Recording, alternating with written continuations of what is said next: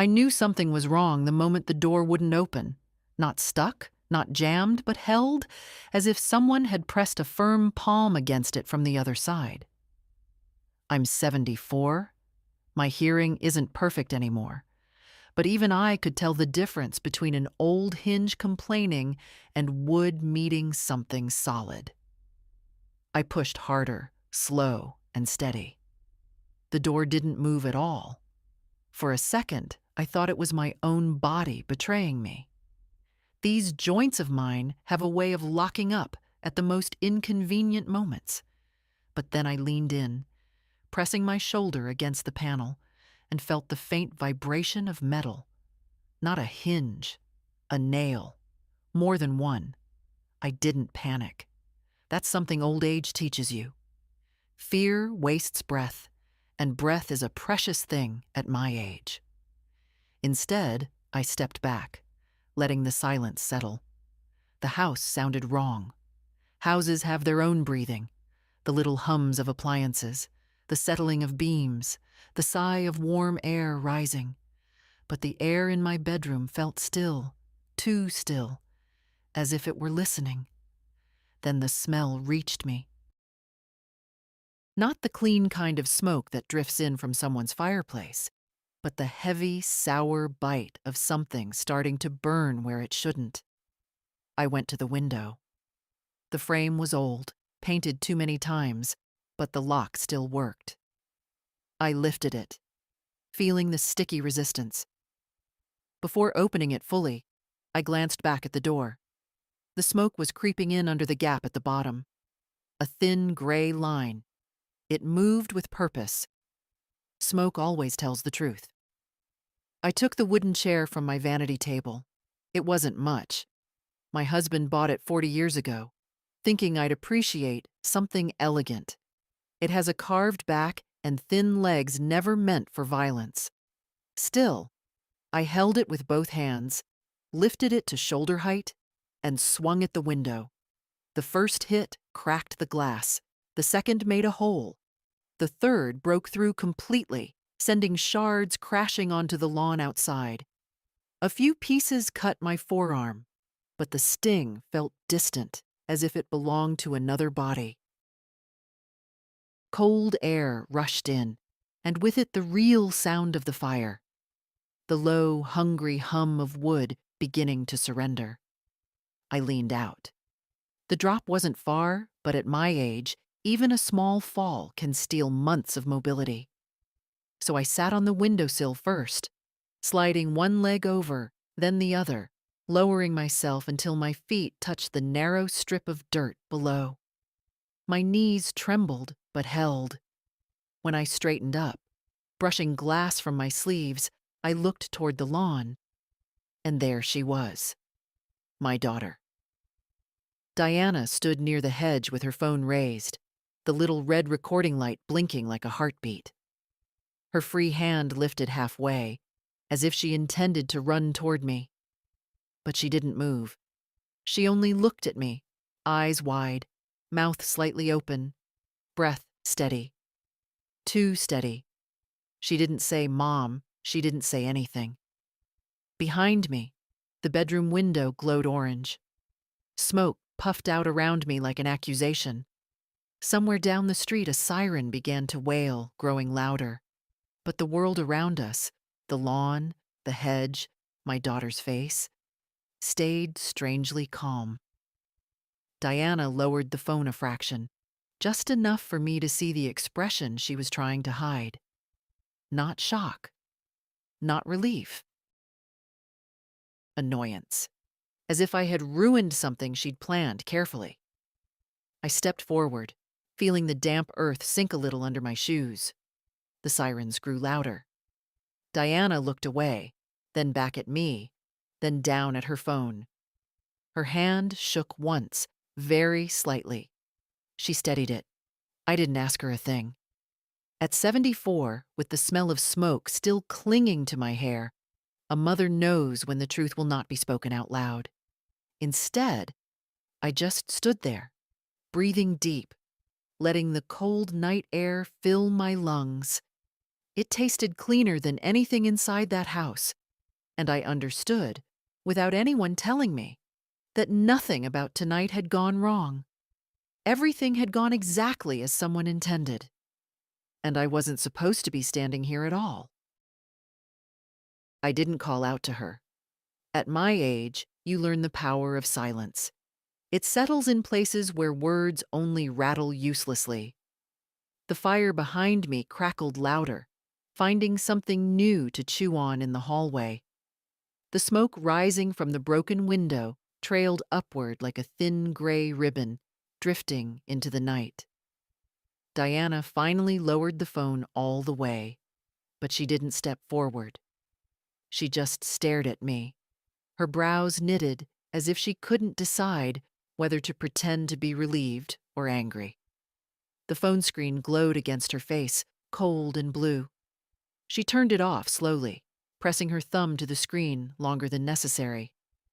"You're out," she said at last, her voice small, not shaken, just surprised.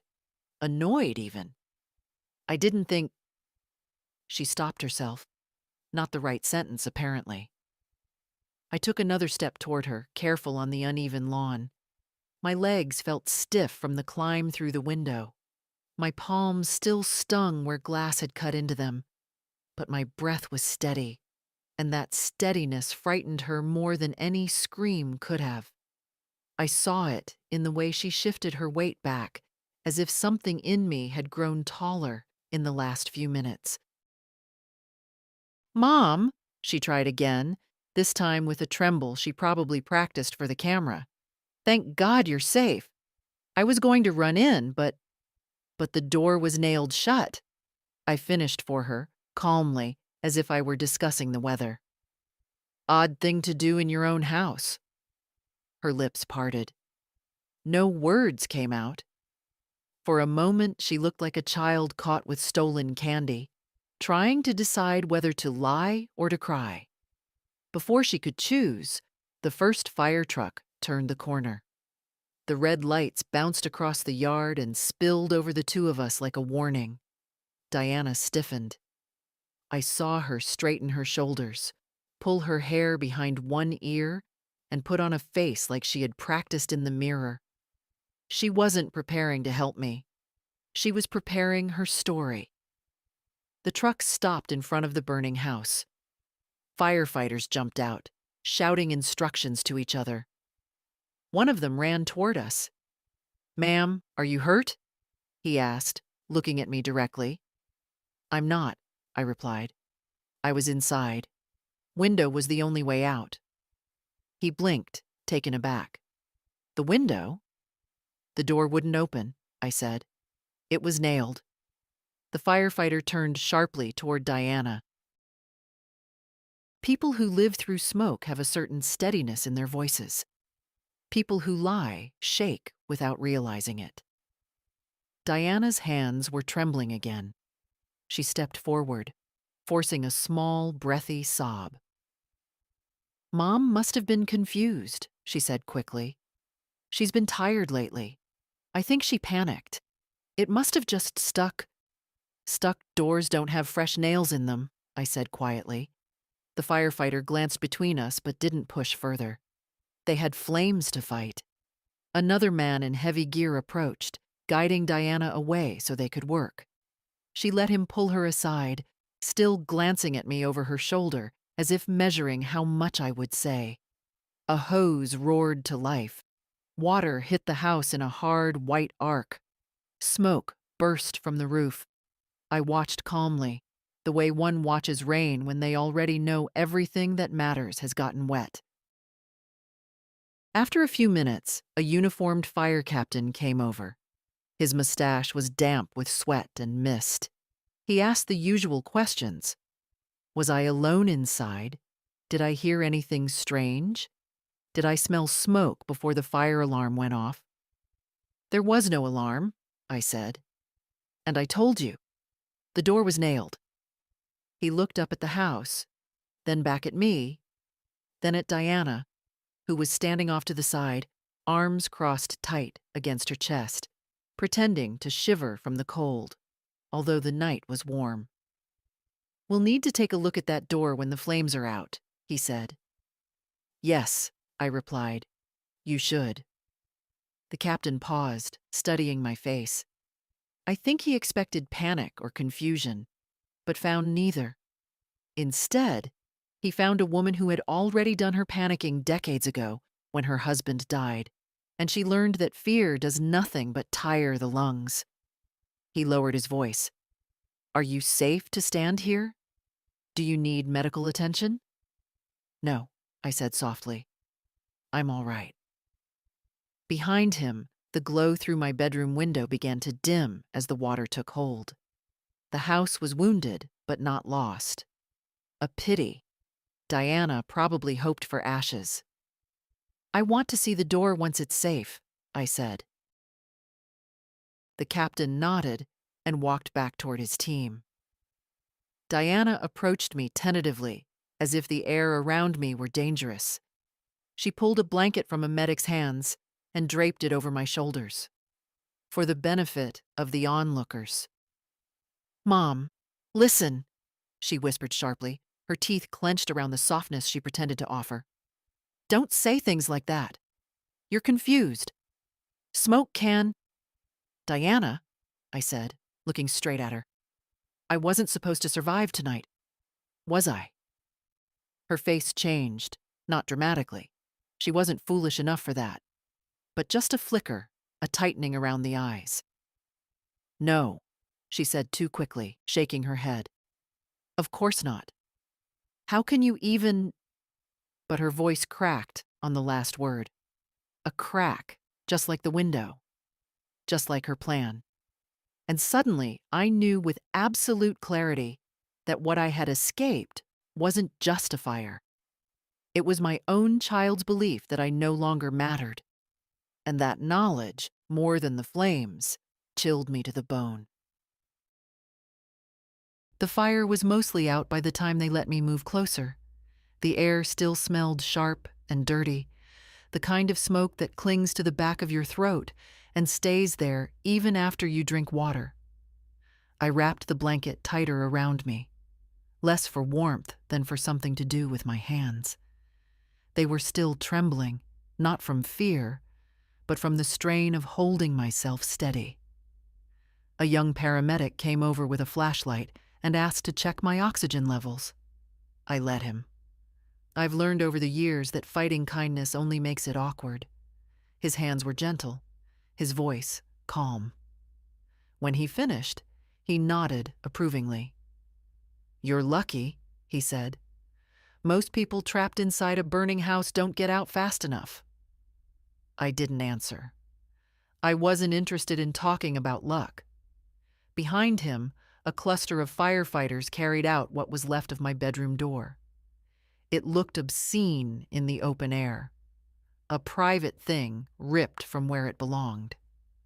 I stepped toward it, slowly, until the fire captain noticed and walked over. "Ma'am, don't get too close. There are exposed nails." "I'd like to see them," I said. He hesitated only a second before nodding. "All right." "Just watch your step." The door lay on the grass like a wounded animal. The wood was blackened around the edges, but the center was intact enough to show the truth. 3 nails driven in from the outside at an angle no carpenter would use. Fresh silver metal, bright under the floodlights, too new to have ever belonged to this old house. The captain crouched beside it and traced a gloved finger along one of the nails. "This wasn't accidental," he said. "Someone sealed it recently, within hours, not days." Diana heard him. She turned her back to us, pretending to talk to one of the insurance men who had arrived far too early for this to be coincidence. Her voice was sharp, low, strained. The captain rose and faced me. "Ma'am, you said you were alone inside?" "I was," I answered. "And no one else had access to the house tonight?" I looked at him, at his calm eyes, at the soot on his helmet, at the streak of sweat drying on the side of his face. This man had seen worse than my truth. "My daughter was here," I said. "She told me to rest. Said she'd take care of some things in the hallway. Then she stepped out. And not long after, I smelled smoke." He took that in with a slow breath. Not surprised, not shocked, just thoughtful. "Would you be willing to speak with the fire investigator?" he asked. "Yes." "Now?" "Yes." There was no need to think. Some doors you open before you give yourself time to hesitate. A tall man in a dark jacket approached. He introduced himself, but his name slipped past me. Not because I didn't hear it, but because names don't matter when someone's job is to listen to the worst parts of your life. He pulled out a small notebook and a pen. "Mrs. Hale, tell me everything exactly as it happened." So I did. Not dramatically, not with trembling voice or wide eyes, just steadily, the way one reads instructions for something fragile. I told him about the door, the nails, the smoke, the window, the chair, the fall, and finally, about seeing Diana on the lawn, filming. When I mentioned the phone, the investigator's pen paused. "Filming?" he asked. "Yes." "Was she calling for help?" "No. She was pointed at the house." "Was she calling your name?" "No." He didn't look up from the notebook, but I felt the shift in the air. A small, almost imperceptible tightening, like a knot forming in a rope. "And did she assist you once you were outside?" he asked. "No." "No attempt to approach you? Support you? Check your injuries?" "No." Only then did he lift his eyes. They were steady, unreadable. "Is there any reason your daughter would benefit from an accident occurring tonight?" I took a breath. At 74, breaths come slower, fuller. I let mine settle before answering. "She has talked about the house," I said. "A lot. About insurance, about needing space, about needing money, about how I shouldn't be living alone at my age." "Any financial conflicts?" "Not conflicts," I said quietly, "but expectations." He wrote that down too. Behind us, Diana was pacing near the hedge, arms folded tight, jaw clenched. Her phone, now lowered, hung uselessly from her fingers. She kept glancing toward us, her expression shifting from impatience to worry to anger. She looked like someone watching a dam develop cracks. The investigator closed his notebook. "Thank you, Mrs. Hale. That was very helpful." Before I could respond, a car pulled up fast, too fast, and braked sharply. A man in a suit stepped out, his tie crooked, hair messy as if he'd dressed in a hurry. He strode straight toward Diana. I recognized him, her boyfriend, the one who never looked me in the eye. He whispered something harsh at her. She flinched. They argued in quick, sharp bursts, too low for me to hear. But the way they kept glancing at me, that said enough. Another firefighter approached the captain, murmured something. The captain nodded, then pointed toward the burned doorway. The structure was stable enough now for closer inspection. They would find more nails, more evidence, more answers Diana did not want found. The investigator looked at me again. "We'll need you at the station tomorrow. Just to formalize your statement." "I'll be there," I said. He gave a respectful nod and walked away. Diana watched him go, her face tightening with each step he took. Then she looked at me, not with fear, not with guilt, but with something far colder. Blame. As if I had ruined her evening, her plan, her life. And standing there, blanket around my shoulders, smoke still clinging to my clothes, I understood something simple and hard. My own daughter saw me not as a mother, but as a problem she had tried, and failed, to solve. The investigators didn't leave right away. They stayed long after the last flames hissed into silence, combing through the hallway with flashlights, bending down to study scorch marks, touching the wood as if they were reading it like Braille. Fire leaves patterns. It speaks. And the men who've spent their lives listening to it know when it's lying and when someone else is. I stood a little distance away, watching them move through my home like careful surgeons. The blanket around my shoulders had grown damp from the night air. My hair smelled like smoke and old paint, but my mind was sharper than it had been in years. Fear has a way of waking up parts of you didn't know had gone to sleep. One of the investigators stepped out of the front door, holding a small metal object with a gloved hand. Even from where I stood, it gleamed under the floodlights. A nail, not charred, not old, clean, straight. Recently hammered. He looked at the fire captain, who nodded grimly.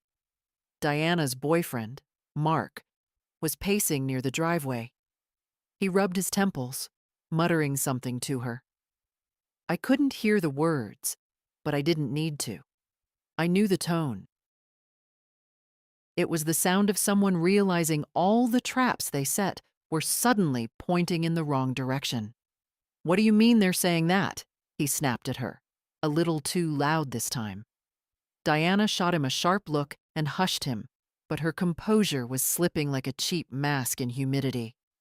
She kept glancing at the investigators, at me, at the house, then back at the investigators, as if eyes could erase evidence. The fire captain finally approached us, wiping soot from his hands. "Mrs. Hale," he said, "we've confirmed what you described. The door was secured from the outside using 3 nails, fresh ones. No sign of warping or accidental sealing." Diana stepped forward quickly, as if pulled by a string. "Captain, my mother has memory issues," she began, her voice sugary but shaking slightly. "She must be confused. She hasn't been herself lately. You know how age—" I looked at her, steady, silent. I didn't need to interrupt her. She interrupted herself just fine. The captain raised an eyebrow. "Ma'am, the door was nailed. Anyone would have had trouble getting out." Diana opened her mouth, then closed it. Her eyes flicked toward Mark. He gave the smallest shake of his head. "Stop talking." The captain went on. "We'll need to secure the house until the investigation is complete. No one enters or removes anything without clearance." Diana's face tightened. "But this is our home." "My home," I said quietly. She turned to me sharply. "Mom, please. This isn't the time." Oh, but it was exactly the time. The captain handed me a card. "We'll contact you tomorrow morning. Don't stay here. You'll need a safe place for the night." Safe. Funny word, considering where I'd been an hour ago. "I'll manage," I said. I always have. A pair of men in jackets marked Insurance Claims Division stepped forward next. Their timing was impeccable. Too impeccable. One of them already had a clipboard out, ready to sweep the scene for details. Diana's attention snapped to them instantly. "Finally," she said, urgency leaking into her voice. "Listen, I need to file a claim immediately. This whole tragedy—" "Ma'am," one of the agents interrupted, "we'll need to review the initial findings first." "What do you mean?" she demanded. The agent gestured to the investigators near the broken door. "We can't process anything until the fire department completes its report. There seems to be discrepancy regarding—" His voice lowered, but I knew the word he didn't finish. "Cause." Diana's expression hardened. "There is no discrepancy. It was an electrical fault. The house is old. Ask anyone." But the agent wasn't looking at her. He was looking at me. "Mrs. Hale," he asked, "do you know of any faulty wiring? Any previous incidents? Any repairs?" Anything that might have contributed? I shook my head. No. Everything was updated last year. New breakers. New wiring. I keep all the receipts. The agent blinked. You keep receipts? Of course. At my age, people assume you misplace your own thoughts. They don't expect order. They certainly don't expect documentation. I'll bring them tomorrow, I added. Diana's mouth fell slightly open, like someone had slapped her with a feather, light but humiliating. The agent nodded respectfully. That would be very helpful. Diana tried to speak, but her voice caught. She looked at Mark again. He took her elbow and pulled her aside, whispering sharply. I watched them from the corner of my eye. I didn't want to hear their words. I wanted to hear their fear. They had expected to direct the narrative. Now they were chasing it. One of the younger firefighters stepped toward me with a gentle expression. Ma'am, we need a contact number for updates. Do you have someone who can pick you up tonight? A relative? A close friend? No, I said simply. He looked sympathetic, as if loneliness were the worst thing I'd survived tonight. But I felt no sadness at the thought. Some truths you stop apologizing for after 70 years.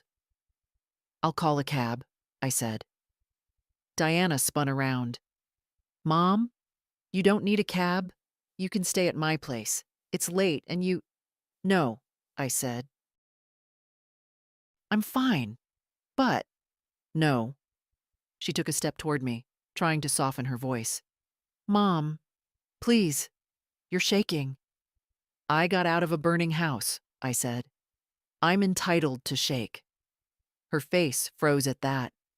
The firefighters pretended not to hear.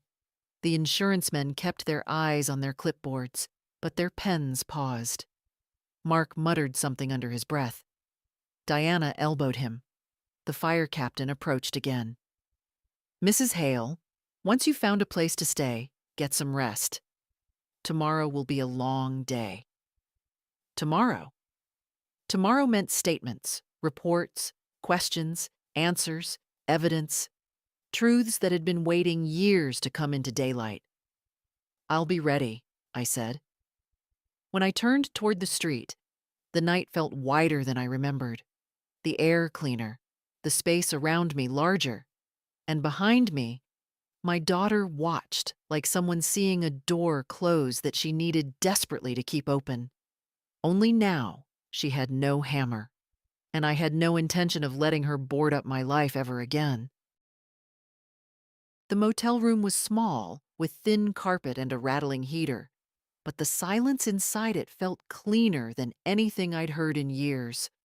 No footsteps running toward me with demands. No voices calling my name only when they needed something. No tension, no pretense, no daughter rehearsing her next performance. I sat on the edge of the stiff mattress and let my hands rest on my knees.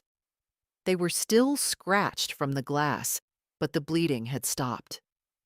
The skin around the cuts looked swollen and angry, yet I felt strangely calm. My body reacts louder than I do these days. I didn't turn on the television. I didn't take off my shoes. I just sat there, listening to the hum of the heater and the occasional car passing outside. Anyone looking at me might have thought I was in shock. But shock feels like emptiness, and what I felt was the opposite. Everything inside me felt painfully, sharply awake. I replayed the night slowly, piece by piece, but not the fire, not the heat or the smoke or even the nails. What I kept hearing, over and over, was the stillness on Diana's face when she watched me crawl out of that window. The look of someone watching a mistake ruin a plan. I thought of all the times she told me, "Mom, you need to trust me," and how often trust was the one thing she didn't deserve. I pulled my small travel bag onto the bed. I'd grabbed it quickly on my way out of the house earlier that evening, before Diana told me to rest for a while. Funny how simple decisions turn out to matter. Inside the bag were only essentials: pajamas, toothbrush, a small bottle of lotion, and my wallet. I unzipped the wallet and looked at the worn photograph tucked inside. My husband, John. He was standing in front of our old repair shop, one hand on his hip, the other shielding his eyes from the sun. He always squinted a little too much in pictures, as if he couldn't quite believe the world was bright enough to require it. "You'd know exactly what to do," I whispered. The heater rattled louder for a moment, as if answering. I placed the photo on the nightstand and lay back against the pillows. They were flat, like someone had ironed them on purpose, but I didn't mind.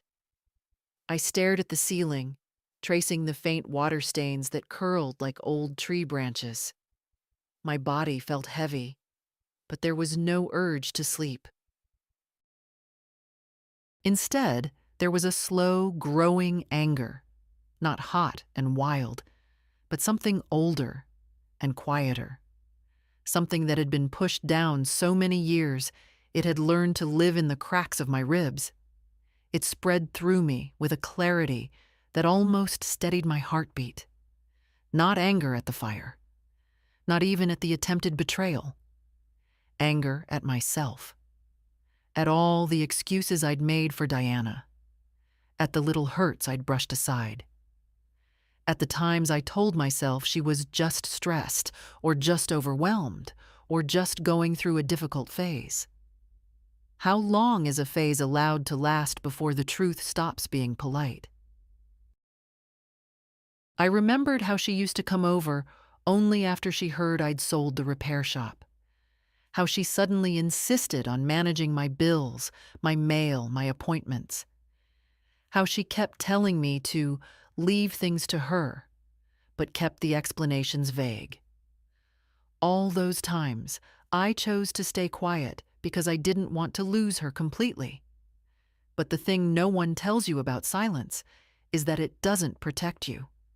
It only teaches others how much they can get away with. A knock at the motel door startled me. My heart jumped harder than it should have.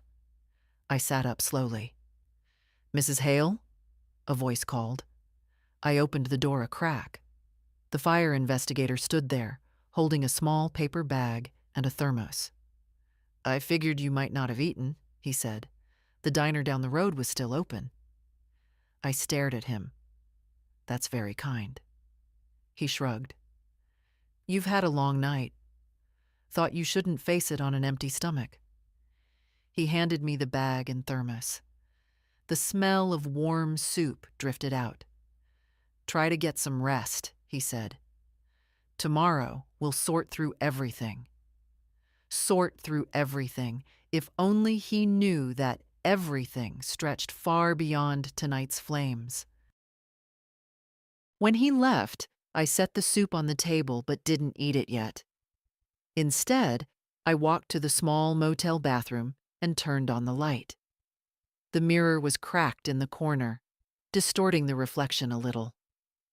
I leaned in closer, studying the woman looking back at me. Her hair smelled of smoke. Her cheeks were pale. Her eyes were not frightened.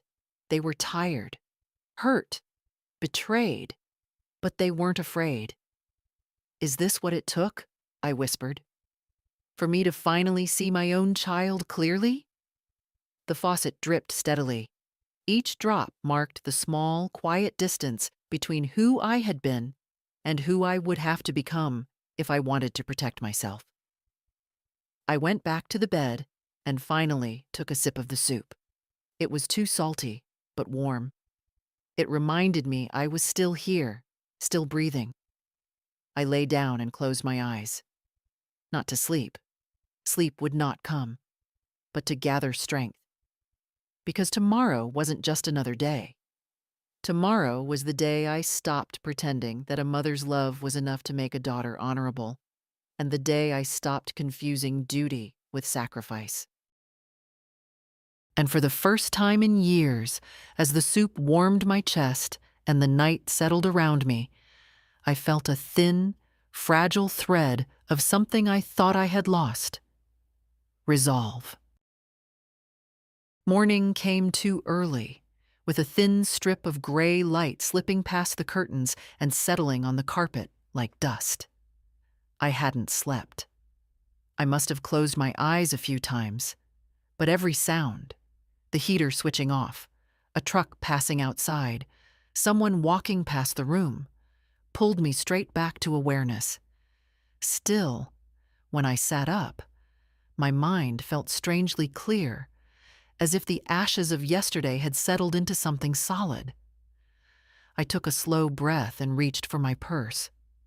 The business card the fire captain gave me lay inside, next to my reading glasses and a single peppermint candy I'd been saving for months. Beneath that was my old metal keyring. Not just keys, tiny reminders of a life I'd tried to keep orderly. The shop key from decades ago, my house key, the tiny safe deposit box key with its sharp edges. That was the one I needed today. The motel coffee tasted like burnt cardboard, but it was hot. And at my age, hot matters more than flavor. I wrapped the blanket around my shoulders again and sat for a moment before standing. I braced myself on the nightstand, not from weakness, but from a lifetime of moving carefully. Then I picked up my purse and walked out.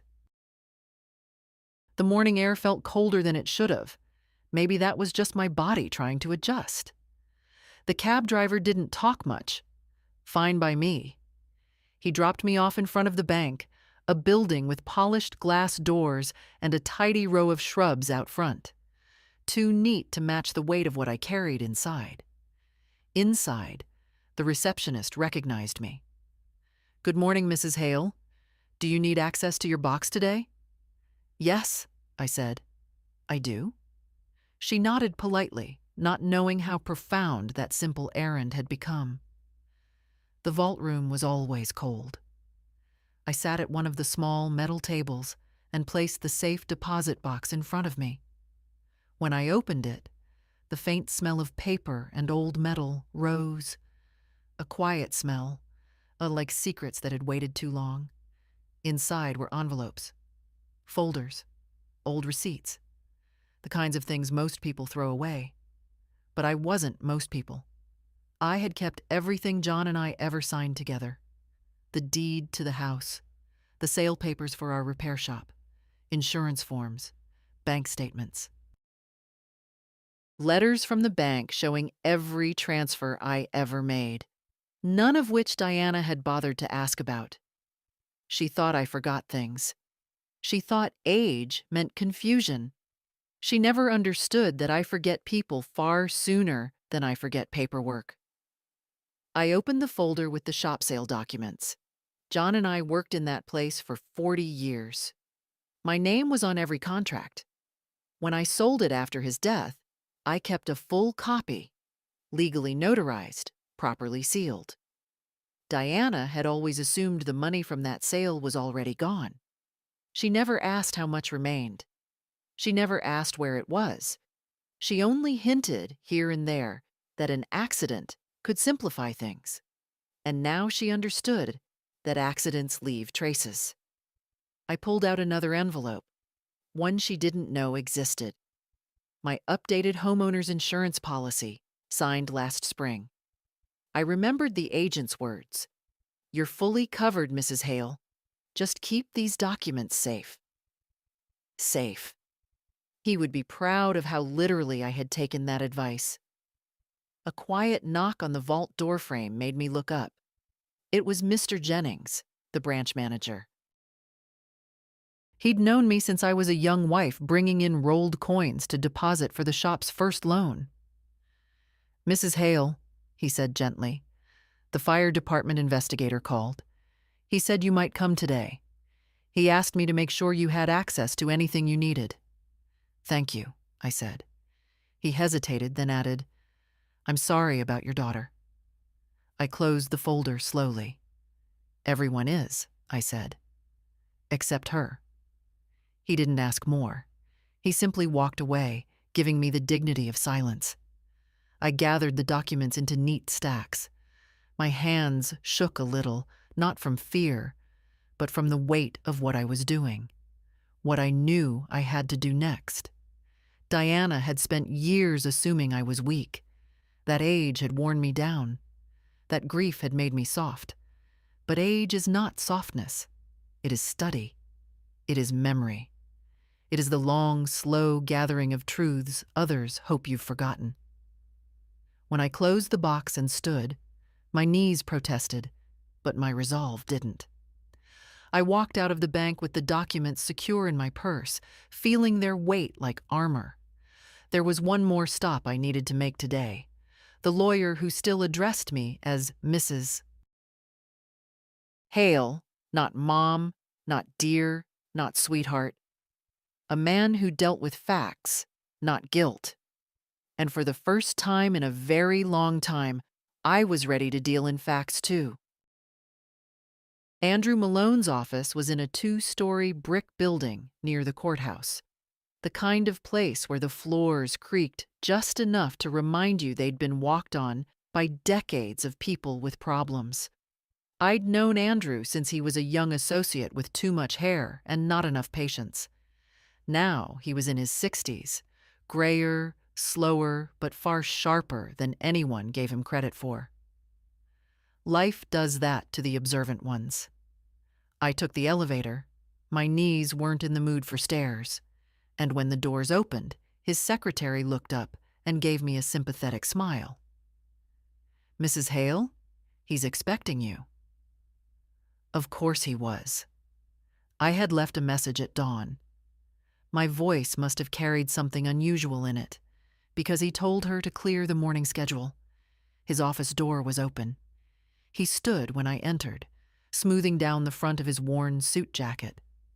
"Margaret," he said, and there was no pity in his tone, just respect. "Sit. Tell me everything." It's strange how hard it is to begin telling the truth after years of telling yourself something gentler. I folded my hands in my lap, feeling the sting of the cuts. He noticed them immediately. "That from the fire?" he asked. "Yes." He nodded slowly, as if storing that detail somewhere important. When I finally began describing the night, the nails, the smoke, the window, the phone in Diana's hand, he didn't interrupt. His eyes didn't widen, his jaw didn't clench. He just listened, his pen moving quietly across a yellow legal pad.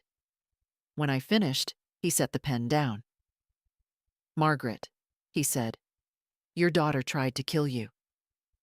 The sentence didn't hit me like a blow. I'd lived through the blow already. This was simply the name for it. "Yes," I said. He breathed out once, sharply.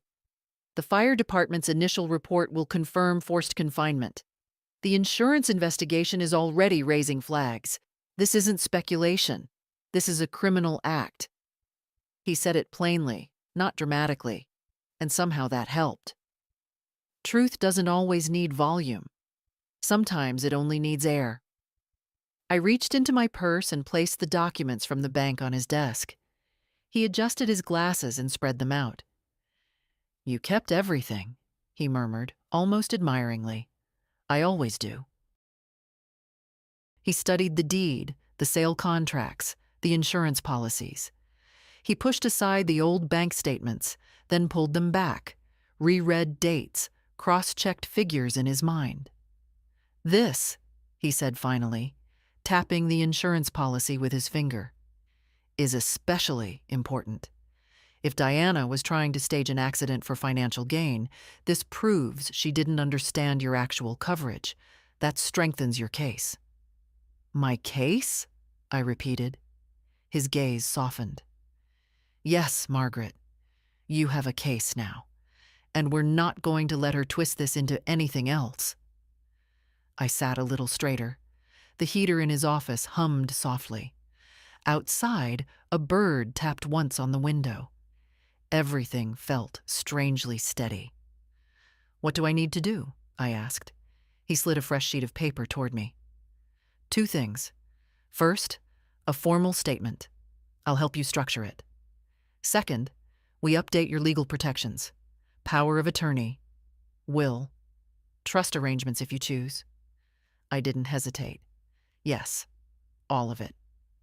For your own security, he added gently, you should consider limiting Diana's access to you. No unsupervised visits. No handling your mail or accounts. No keys. She hasn't had a key in years, I said. She took it away from herself. He gave a small, dry smile. Good. He began drafting the revised documents, handwriting sharp and deliberate. I watched his pen move across the page, each stroke tightening the boundaries around the life I had let Diana walk through for too long. At one point he asked, "Are you sure you're ready for this?" "I'm 74, I replied. "If not now, when?" He nodded once, firmly. "Then we proceed." We spent the next hour outlining the next steps. Appointments, statements, protections. Not one part of it frightened me. A strange thing happens when the worst moment of your life has already passed. You stop fearing paperwork. When everything was signed for the day, Andrew leaned back in his chair. "Margaret," he said quietly, "I've known you a long time. You've always tried to keep peace in your family. But this wasn't a family problem. This was survival. I'm glad you came." "So am I said. As I walked out into the late morning sun, the cold air touched my face like a reminder. I held my purse close, feeling the papers inside. For the first time in years, my steps felt heavier but steadier, like each one had purpose.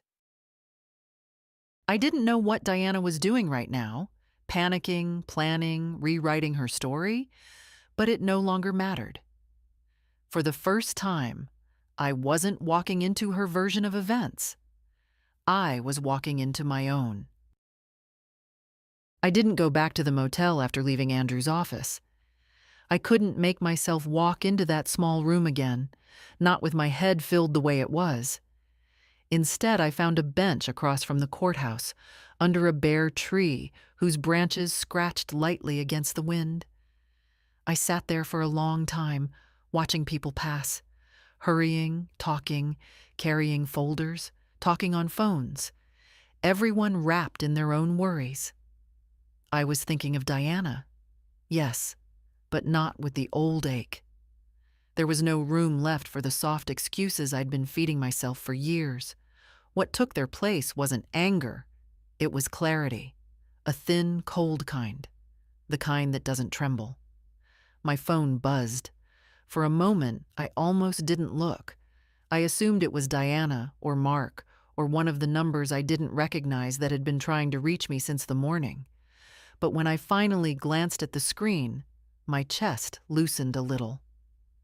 Emily, my granddaughter. Her message was simple. "Grandma, can I come see you?" I typed back, "Yes. Tell me where you are." She arrived 20 minutes later, walking quickly, her long, dark coat flapping in the wind. Her hair, usually pinned tidy, had come loose in strands. She looked worried, but not afraid. When she spotted me on the bench, she broke into a half run. "Grandma," she breathed, sitting beside me without asking. "Are you okay? I came as soon as—" She paused, catching her breath. "I've heard things. Dad's talking to Mom. People are saying you were trapped." Her voice wavered, but she kept her eyes on mine, searching for truth. "You heard correctly," I said. She shut her eyes tight for a moment, as if bracing herself. Then she opened them again. "I knew something was wrong," she whispered. "Mom's been acting strange for weeks. And yesterday—" She swallowed hard. "Yesterday, she told me you were tired, that I shouldn't bother you." But the way she said it, I didn't believe her. I watched her fingers twist together, a nervous habit she'd had since she was little. "I'm sorry," she said suddenly. I should have checked on you. I should have. You couldn't have stopped it, I said. And you're here now. She nodded, wiping her cheek quickly with the back of her hand, pretending it was just the wind. Grandma, she said quietly, they're lying. They're trying to make it sound like it was an accident. But I saw messages. On Mom's phone. My breath caught, not sharply, but with a kind of resigned confirmation. She hesitated, then reached into her coat pocket. She leaves her phone around sometimes, she said. She thinks I don't notice anything. Her voice tightened. But she talks about the house, about how she's waiting on paperwork, about how it would all be easier once things were settled. She handed me her phone. I didn't scroll. I didn't need to. The preview of the last message was enough. Mark, everything is ready. After tonight, we can finally breathe. I gave the phone back gently. Emily pulled her coat tighter around herself, as if the world had grown colder in the last few minutes. I didn't want to believe it, she whispered. But last night, after I heard about the fire, I knew. Her voice broke on the last word. I placed my hand over hers. Her fingers were cold, but they didn't pull away. What's going to happen now? She asked. An investigation, I said. Statements, paperwork, truth. She nodded, but her shoulders sank. Dad's not himself anymore, she said softly. He listens to her. He believes everything she says. I know. I don't want to lose you, she said suddenly. Not to them, not to any of this. You won't, I answered. She leaned gently against my shoulder, the way she used to when she was a little girl afraid of thunderstorms. I let her. Maybe I needed it as much as she did. After a long silence, she sat up and looked at me with a steadiness that felt far older than her 19 years. Whatever you need, she said. I'm with you. I believed her, because she wasn't saying it out of guilt or fear or calculation. She was saying it because she still knew what family was supposed to mean. And in that moment, on a cold bench across from the courthouse, I realized something simple and painful. I hadn't lost everything. Just the parts that were already gone long before the fire ever touched my door. By late afternoon, the cold had settled deep into my bones, the kind that doesn't leave even after you warm your hands. Emily insisted on driving me back to the motel. She stayed until she saw me unlock the door, then hugged me tightly before heading home. I watched her car pull away, the taillights fading into the gray of the evening. For a moment, I let myself breathe. Just one quiet breath. But peace never lasts long when someone else is panicking. It started with a rapid knock on the door, too harsh, too frantic to belong to a stranger. I didn't move at first. Then the knock came again, louder, and a voice followed. Mom, open the door. Diana. The voice of someone who didn't come to apologize, but to salvage whatever pieces of her plan she could still grab. I opened the door only halfway. She pushed lightly against it, as if she expected me to let her in by instinct alone. I've been calling you all day, she said, breath uneven. Why aren't you answering your phone? I've been busy, I said. Her eyes flicked over my face, trying to read me, trying to guess how much I knew. She stepped forward again, but I kept my hand on the door. Mom, please, she said, softening her tone. I just want to talk. The thing about softness is that it means nothing without sincerity. Hers slid off me like cheap perfume. Talk, then, I said. She hesitated, not used to me standing in my own doorway like a gatekeeper, not used to me blocking anything. Everyone's confused about what happened last night, she began quickly. The fire investigators, the insurance people, they're misunderstanding everything. I'm trying to clear things up, but it's complicated. It seems simple to me, I said. The door was nailed shut. Her face twitched, just a small betrayal, but enough. Mom, you're tired, she said. You were probably disoriented. No, I said. It was the quietest interruption I'd ever made in my life. But it stopped her cold. I could see her working through her next set of lines, the way a performer flips through a script in her head. She pressed her lips together. Then she tried a different angle. You're making this harder than it needs to be, she said. If you tell them you're not sure about the door, if you say you panicked, the insurance claim will go smoothly. We'll be able to rebuild. You'll get a new bedroom. Maybe a new wing? A new wing, as if life were measured by how many rooms one could add. You want me to lie, I said. I want you to help, she snapped. This affects all of us. All of us? I repeated. She winced, realizing she'd exposed more than she meant to. Her voice rose, brittle around the edges. Mom, listen. If you tell them the wrong story, they could deny the claim entirely. Do you understand what that means? We'll be drowning in debt. I have bills. Mark has... Plans? I asked. Investments? A future paid for by an insurance tragedy? Her cheeks flushed. I never said that. You didn't have to. She looked away then, blinking too fast, breathing too quickly. I could see her panic pressing against her ribs, trying to claw its way out. Not remorse. Fear of losing control. Finally, she said, You're going to ruin everything. I'm going to tell the truth. That's the same thing, she whispered. The hallway light flickered above her, buzzing faintly. It made her look smaller somehow, less like the daughter I had raised, and more like a stranger who had borrowed her face. She tried one last time. Mom, please, don't do this. Not to me. That was the moment I felt something inside me shift.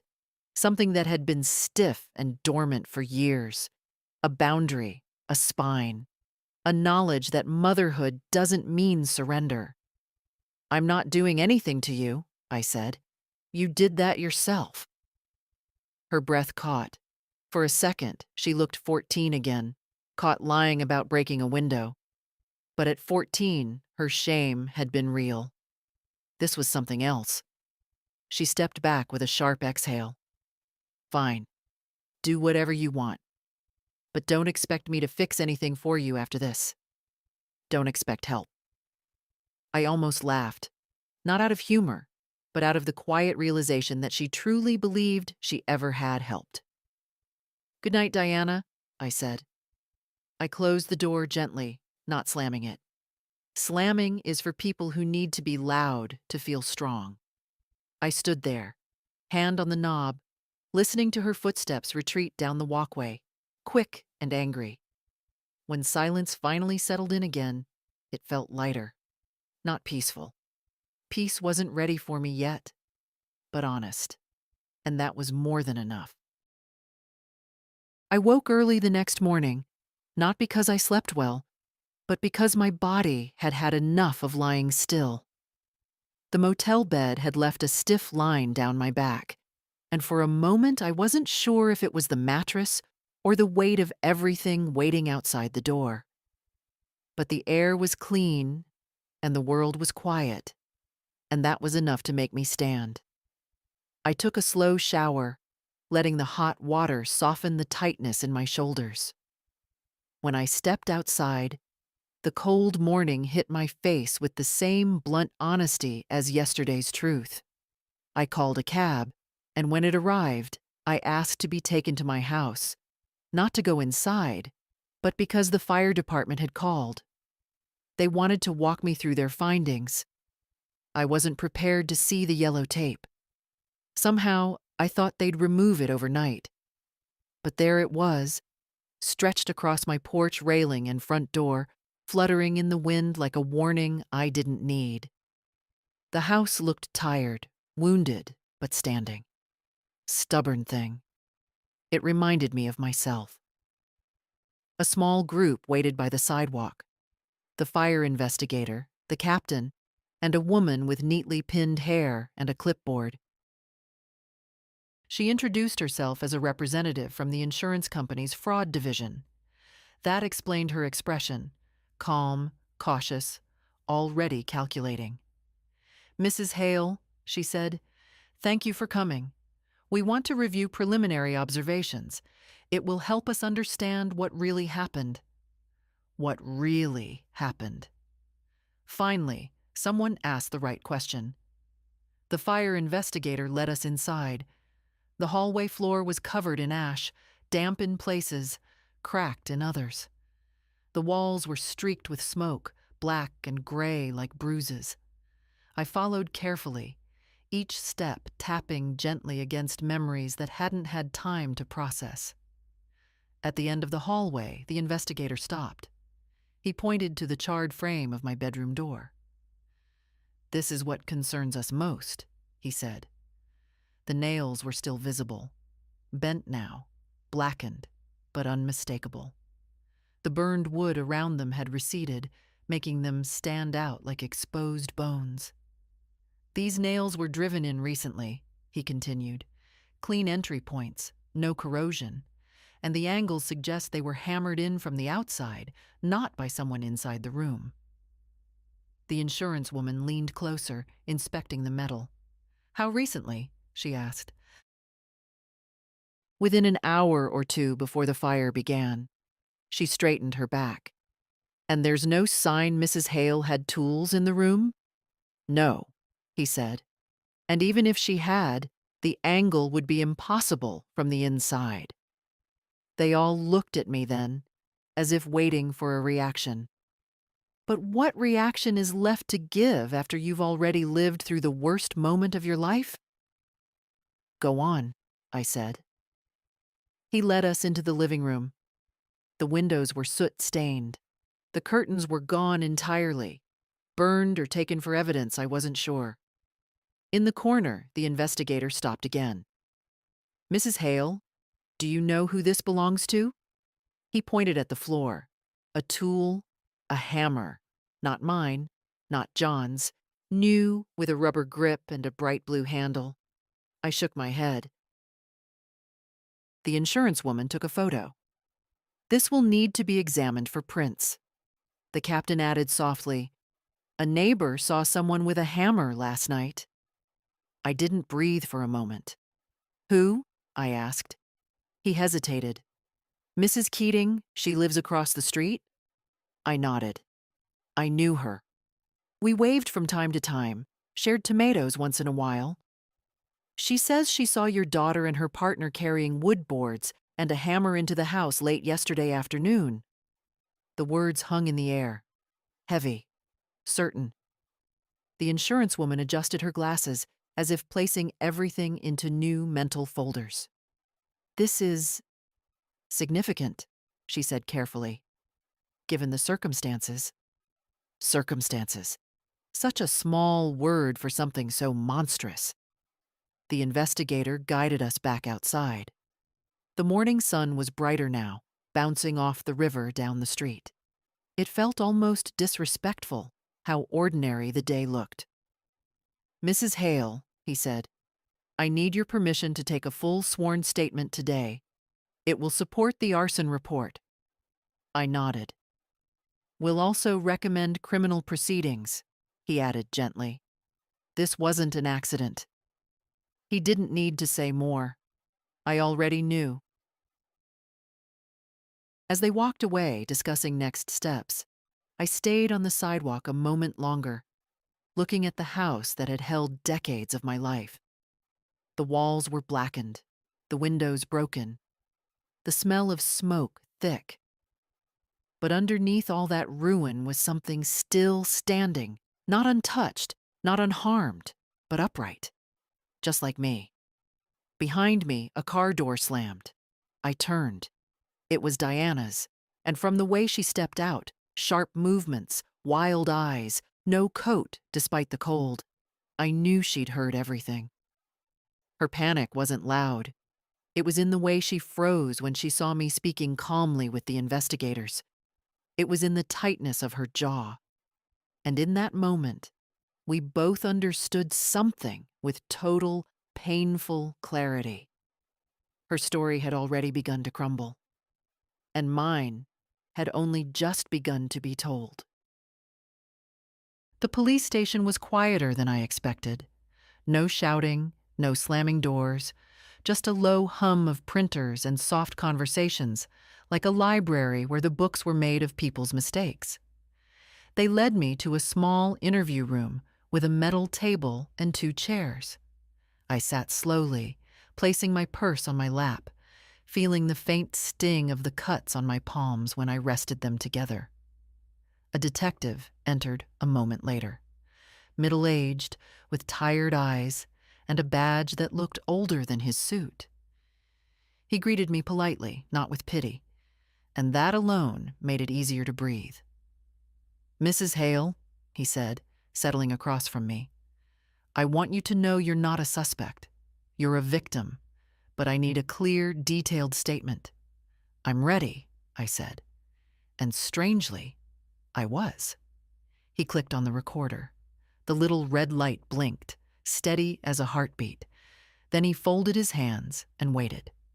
I spoke the way someone speaks when they're sorting linens, slowly, carefully, making sure nothing is left tangled. I told him how Diana had insisted I rest, how she'd kept me in the bedroom longer than necessary, how the door refused to open, how the smoke slipped under the wood like a warning, how I broke the window, climbed out, and found my daughter filming. When I reached that part, the detective's pen stopped moving. "Filming?" he repeated quietly. "Yes," I said. "Not calling for help. Filming." His jaw tightened almost imperceptibly. I kept going. The hammer, the nails, the neighbor's sighting. Diana's behavior afterward, more irritated than relieved. Her visit to the motel, asking me to correct my memory so the insurance claim wouldn't be denied. I didn't raise my voice. I didn't tremble. The words came out steady, like stones laid one after another on a path. When I finished, the room was silent. The detective leaned back slowly, exhaling through his nose. "Mrs. Hale," he began, then paused. "What you're describing, this isn't confusion or an accident. This is intentional, and it's serious." "I know," I said. "Did your daughter ever threaten you before? Ask for money? Pressure you about the house?" "Not directly, but she assumed things. Spoke as if I had already given her everything, as if my life was just the part before she inherited." He wrote that down carefully. "Do you feel afraid of her?" he asked. I thought about that, about the fire, about the moment I saw her phone aimed at my burning house, about the motel hallway where she tried to force me into one final lie. "No," I said. "Not anymore." He studied me for a moment.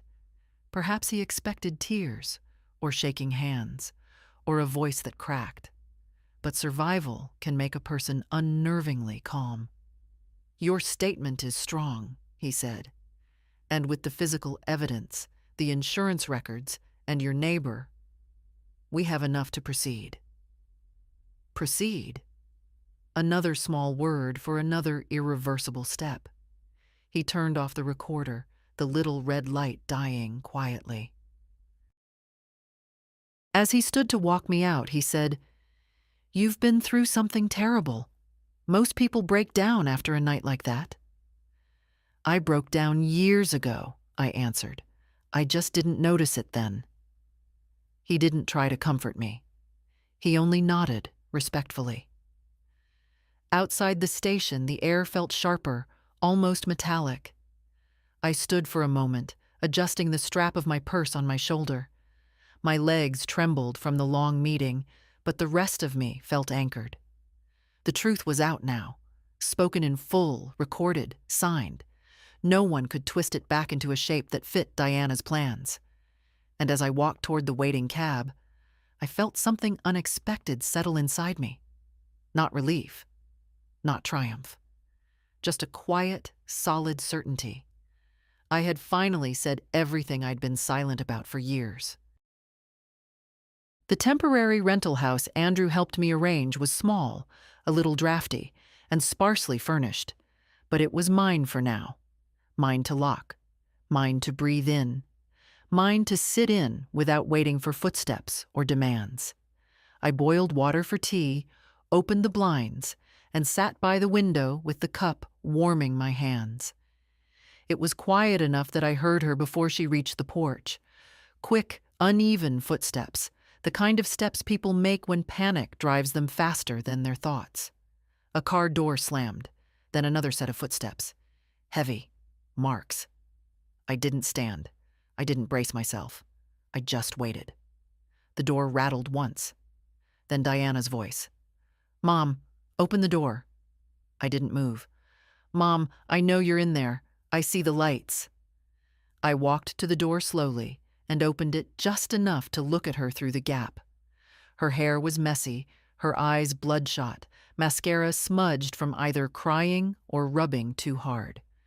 She looked older than she did 2 days ago. Panic ages faster than time. "Let me in," she said. "Please." "No." Her mouth fell open. She hadn't expected that. Mark stood behind her, shifting from foot to foot, like someone about to be caught doing something stupid. He didn't look at me directly. Diana pushed forward. "Mom, this is insane. You're blowing everything out of proportion. They're asking questions. They're talking about charges. You have to tell them you were confused." "I wasn't confused." Her face twisted. "You don't understand how serious this is." "I understand perfectly." She let out a sharp breath. "If you don't help us, they'll ruin our lives." "You tried to ruin mine," I said. She flinched, but not because of guilt. Shame and guilt are different things. Shame comes from being exposed. Guilt comes from caring. Only one of those lived in her. She tried again. "Mom, listen. If you retract your statement, say you panicked, I didn't panic. You can fix this," she snapped. "Just fix it." "I'm not responsible for fixing what you broke," I said. She stared at me, chest rising and falling too quickly. Mark cleared his throat, taking a step forward. "Mrs. Hale," he said, "maybe we can talk reasonably." I looked at him once, just once. That was enough to make him shut his mouth and take a step backward. Diana grabbed the doorframe, leaning in. "Mom, please, I'm begging you. They're talking about fraud, about arson. Do you know what that means?" "Yes." "And you're okay with that?" Her voice cracked, high and sharp. "You're okay with letting them destroy your own daughter?" I held her gaze. "You chose your actions, not me." "No," she nearly shouted. "No, you don't get to do this. You don't get to suddenly act like I matter?" I asked quietly. That stopped her. For the first time, her breath stilled. Her mouth tightened. Her eyes darted, looking for something. An excuse? A weapon? A softer version of me she could push around. But I wasn't offering any version except the truth. "You were supposed to trust me," she whispered, voice dropping into something small but venomous. "You were supposed to help us." "Help you do what?" I asked. "Collect what you thought you deserved?" She looked away. The silence between us felt like ice settling over warm water. Finally, she said, "You're punishing me. Is that it? You want me to suffer?" "No," I said. "I want you to stop expecting my silence to protect you." She blinked, stunned. I moved to close the door. "Mom, don't do this," she said, reaching out, her fingers grazing the edge of the door. "Don't shut me out." But it was the first thing I had to do. "I didn't shut you out," I said. "You walked away years ago." And then I closed the door. Not fast, not loud, just firmly. Her muffled voice rose for a moment, anger, then pleading, then curses spoken too quickly to separate. Mark murmured something. A car started, and then silence. Inside the small rental house, the heater clicked on. The windows glowed faintly with winter light. I stood there for a long time, hand resting on the door, the quiet settling over me like a blanket. A heavy truth finally took its place in my chest. You can love someone your whole life and still know when it's time to let them stand outside. The days that followed moved quietly, the way winter mornings move. Slow, muted, but with a purpose that doesn't need announcing. I spent most of the time at the rental house, drinking tea, answering calls from the detective, from Andrew, from the fire investigator. Each conversation added another thread to the net forming around the truth. Not a trap, just a shape that finally fit what had been happening for years. On the third morning, Andrew called. "Margaret," he said, "the DA's office is filing formal charges."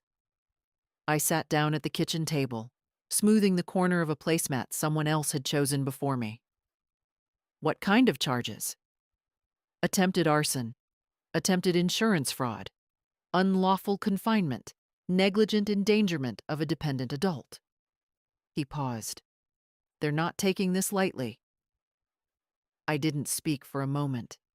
Not because I was shocked. Shock had left me the night I climbed out the window, but because hearing the words said out loud, in a calm, legal voice, gave them a weight I hadn't anticipated. "Will I have to testify?" I asked. "Eventually," he said gently, "but not now. Right now, all you need to do is stay somewhere safe and let the process move forward." The process. People trust the process because it has steps, order, a beginning, and an end. I trusted it because I had already seen what trusting family without boundaries could cost. "Andrew," I said quietly, "I want to update my will." "I assumed you might," he replied. He came to the rental house that afternoon with a briefcase full of forms. We sat at the small kitchen table, the heater humming behind us. He explained everything in steady, simple terms: who receives what, how property is divided, how medical decisions are made if I can't speak for myself. When he finally slid the papers toward me, I didn't hesitate. My hand trembled a little, but it didn't stop. I crossed out Diana's name. I wrote another: Emily. Not because of pity, not because she chose me over her parents, but because she still understood what it meant to care without expecting reward. After I signed the last page, Andrew gathered the documents neatly. "Do you feel all right?" he asked. "I feel," I said slowly, "like I've put something back in its rightful place." That evening, Emily came by with groceries, soup, bread, a small bundle of flowers she pretended she just happened to pick up on sale. She didn't ask about the charges. She already knew enough. Instead, she made tea and sat beside me on the couch, as if she'd always belonged there. "Dad's furious," she said quietly. "He says you're ruining the family." I sipped my tea. A family that falls apart when truth enters the room wasn't whole to begin with. She looked down at her hands, twisting the sleeves of her sweater. "I'm not choosing sides," she whispered. "I'm choosing safety." "I know," I said. "I'm glad you are." We sat together, until dusk painted the window a dull blue. When she finally stood to leave, she hugged me longer than usual. "Grandma," she said softly, "you deserve better than how they've treated you." It was a simple sentence, but it settled over me like warm cloth. Not dramatic, not loud, just honest. After she left, I locked the door and stood for a long time in the quiet house. The walls were thin, and I could hear the wind brushing against them. But the space felt mine.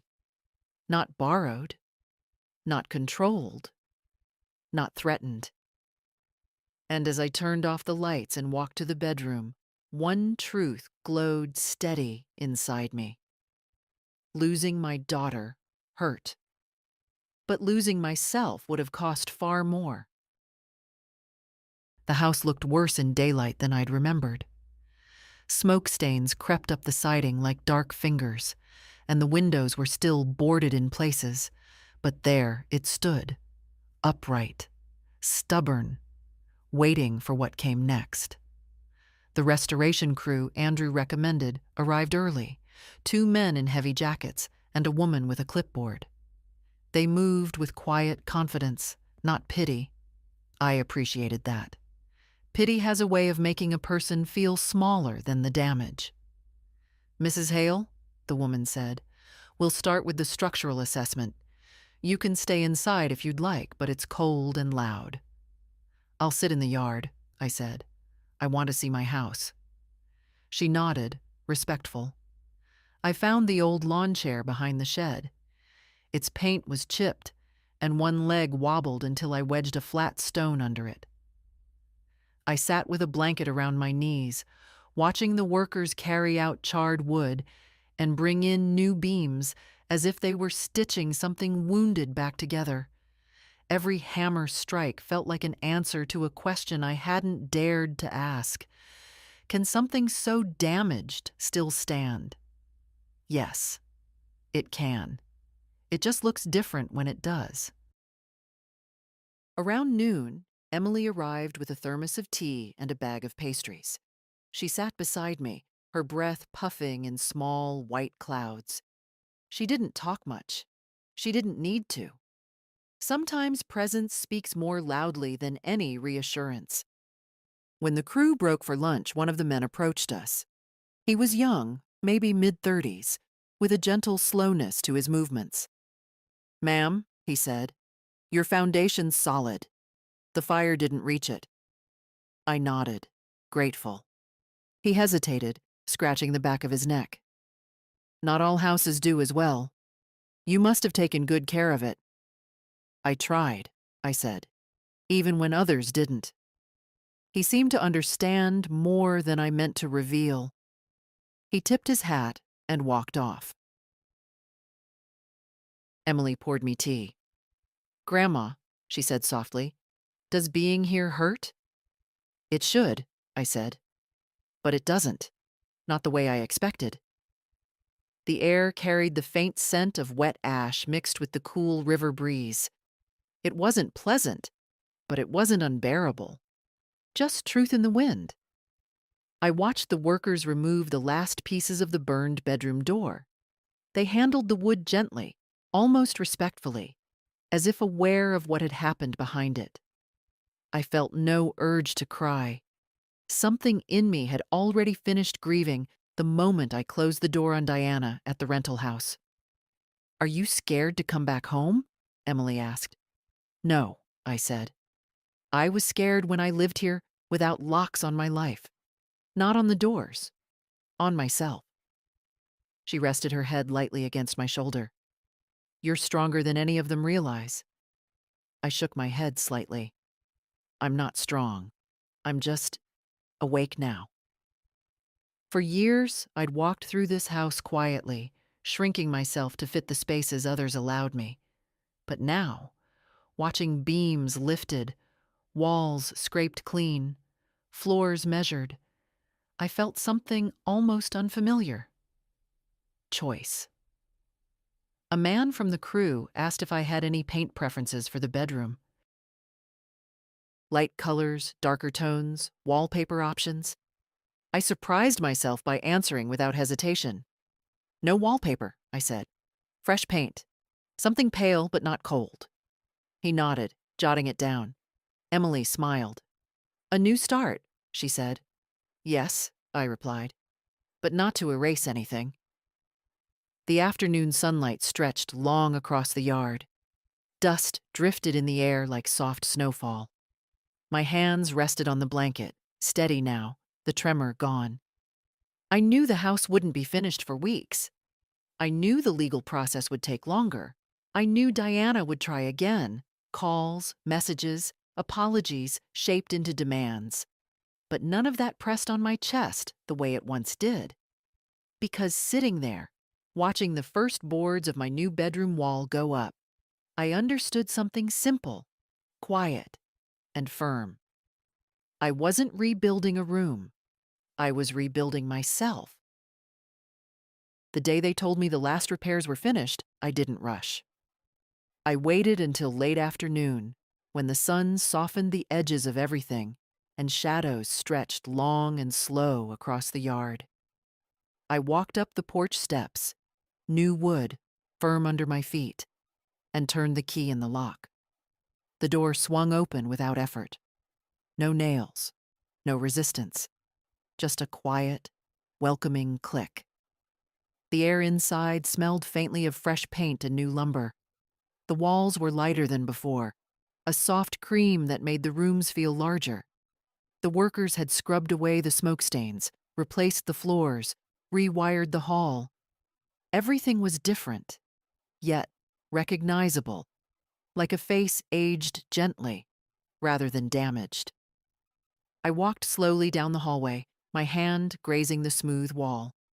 My steps didn't echo. The house felt warm again, inhabited again, even though I was the only one inside. When I reached the bedroom, I paused. The door was new, simple, unadorned, solid. Exact same shape as before, but with no history in its grain. I turned the knob and stepped in. The room was quiet, peaceful, almost shy, waiting for my approval. The window I'd climbed out of had been replaced. The glass was clean and clear. Through it, I could see the river in the distance, glinting under the late sun. A small breeze carried the scent of winter grass. I walked to the bed, my old frame polished, the linens freshly washed, and sat down. For the first time since that night, I let my shoulders drop, let my breath settle, let the weight I'd been carrying finally leave my spine. I thought of Diana, of the door, of the smoke creeping across the floor, of the moment I saw her on the lawn, phone raised like a witness to a story she wanted to sell.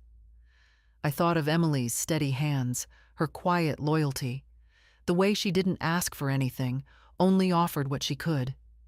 And I thought of John, how he used to say that dignity wasn't something people gave you. It was something you protected. I smoothed the blanket across my lap. My hands were older now, thinner, the veins more pronounced, but they still worked. They had pulled me through a window. They had signed my name on a new will. They had closed a door in a rental house with more conviction than I'd known I possessed. Outside, a car passed slowly, then faded away. Quiet returned. For a long while, I simply sat there, letting the late light settle over the room. Nothing dramatic. No grand revelation. Just a simple truth filling the air as naturally as breath. I survived my own daughter's absence long before I survived her betrayal. And now, finally, I wasn't trying to earn my place in anyone's life. The house creaked softly, the gentle, familiar kind of sound like old wood stretching its limbs. It felt like acknowledgement. I stood, walked back to the living room, and opened the windows one by one. Cold air rushed in, fresh and honest. I let it sweep through the house, clearing the last remnants of smoke, of memory, of fear. When I closed the final window, The home felt entirely my own again, not because it was rebuilt, because I was. And if my story means anything to someone who's been holding their breath far too long, someone who's been quiet or overlooked or told they shouldn't take up space, then let it be this. You're allowed to reclaim yourself. And if my voice felt steady to you, or if my journey gave you a bit of courage, then stay close. Follow along, speak up, leave your mark. Sometimes all it takes to start again is one door you refuse to let others close.